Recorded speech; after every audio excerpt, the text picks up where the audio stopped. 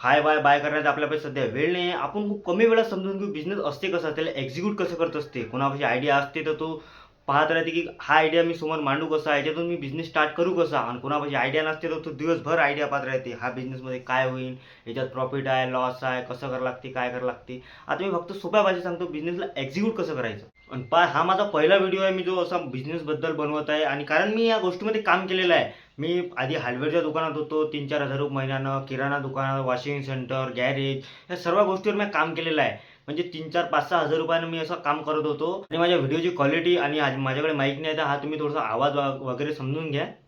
आता आपण पहिले एक उदाहरण समजून घेऊ आणि त्यानंतर मी तुम्हाला खूप कमी शब्दात सांगतो की मार्केटिंग कशी असते. एक छोटा घरातला मुलगा राहते, तो काय करते, व्याजानं इकडून तिकडून पैसे जमा करून 4-5 लाख रुपयाचं स्वतःचं कपड्याचं दुकान टाकते. आणि तो दुकान टाकून मस्त 2-3 महिन्यात त्या दुकानात कस्टमर चालू होऊन जाते, दररोज कस्टमर येते. पण कस्टमर येते पण ड्रेस नाही नेत किंवा त्याची सेलिंग नाही होत. अरे अशा वेळेस त्याचा प्रॉब्लेम पहा कुठं क्रिएट होते. त्यानं काय केलं राहते, झिरो एक्सपिरियन्समध्ये त्याचा बिझनेस स्वतःचा स्टार्टअप स्टार्ट करून देते.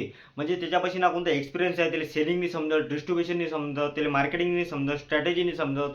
त्यांना काहीच गोष्टीचा त्याला एक्सपिरियन्स नसताना त्याचा जो बिझनेस टाकला राहते ना, म्हणून त्याचा बिझनेस ठप पडते. आणि हे प्रॉब्लेम 80% लोकांसोबत होते. म्हणजे झिरो एक्सपिरियन्समध्ये जेव्हा ते बिझनेस स्टार्ट करते, लवकरात लवकर त्यांचा बिझनेस ठप पडते. मग म्हणते बिझनेसमध्ये प्रॉफिट नाही राहत.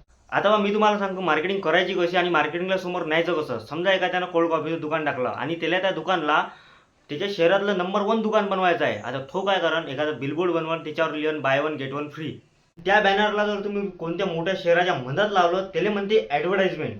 काही लोकांना ते पोस्टर एवढं आवडते ना की ते त्या पोस्टरचा फोटो काढते आणि सोशल मीडियावर अपलोड करते. आणि त्याचा फायदा तुम्हाला असा होते की डायरेक्ट तुमच्या शॉपचं प्रमोशन होऊन जाते.